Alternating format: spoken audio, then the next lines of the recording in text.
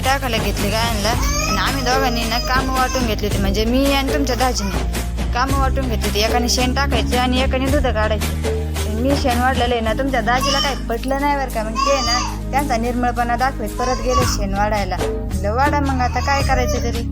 ओढलं त्यांनी शेण. त्यानंतर आहे ना मला गायला पाण्याचं होतं. मग त्यांना म्हणलं इथं जरा हे गाईला गाय खाली पण घ्या ओढून. पण ते लय भाव खातात. त्यांनी शेण ओढून घेतल्यावर आहे ना मी सोनीला बाला घातला. पण सोनी काही एका जागेवर राहत नव्हती. तिला लय वैताग येतो एका जागेवर उभं राहायचा. ती मागं पुढं सरकत होती. तशीच मी तिला पाणवली.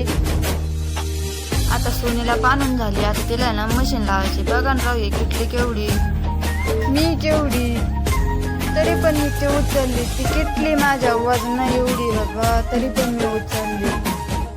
आता तुम्ही म्हणता असाल एवढी लुकडी म्हणलं काही काम करून नसेल, पण तसं काही नाही बरं. त्यानंतर आहे ना आमच्या पप्पाची पोटी